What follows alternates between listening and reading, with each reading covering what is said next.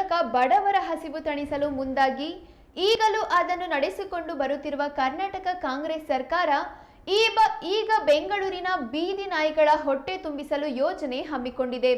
ಬಿಬಿಎಂಪಿಯ 8 ವಲಯಗಳಲ್ಲಿ ಬೀದಿ ನಾಯಿಗಳಿಗೆ ಊಟ ಹಾಕಿಸುವುದಕ್ಕಾಗಿ ಸುಮಾರು 2.8 ಕೋಟಿ ರು ಟೆಂಡರ್ ಕರೆಯಲಾಗಿದೆ.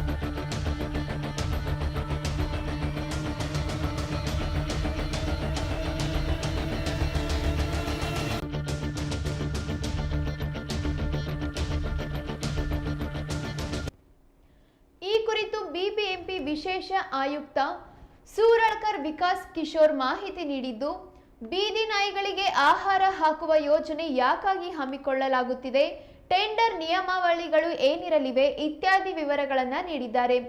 ಬೀದಿ ನಾಯಿಗಳು ಜನರ ಮೇಲೆ, ವಿಶೇಷವಾಗಿ ಮಕ್ಕಳ ಮೇಲೆ ದಾಳಿ ನಡೆಸುವ ಪ್ರಕರಣಗಳನ್ನು ತಡೆಯುವ ಉದ್ದೇಶದೊಂದಿಗೆ ಈ ಯೋಜನೆ ಆರಂಭಿಸಲಾಗುತ್ತಿದೆ ಎಂದು ಬಿಬಿಎಂಪಿ ಹೇಳಿಕೊಂಡಿದೆ.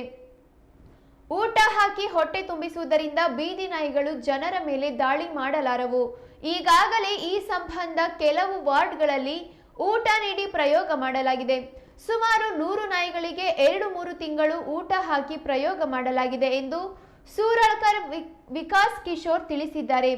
ಇನ್ನು ನಾಯಿಗಳಿಗೆ ಎಗ್ ರೈಸ್, ಚಿಕನ್ ರೈಸ್ ಸೇರಿದಂತೆ ಕ್ಯಾಲೋರಿಯುಕ್ತ ಆಹಾರ ನೀಡಲು ಬಿಬಿಎಂಪಿ ಉದ್ದೇಶಿಸಿದೆ.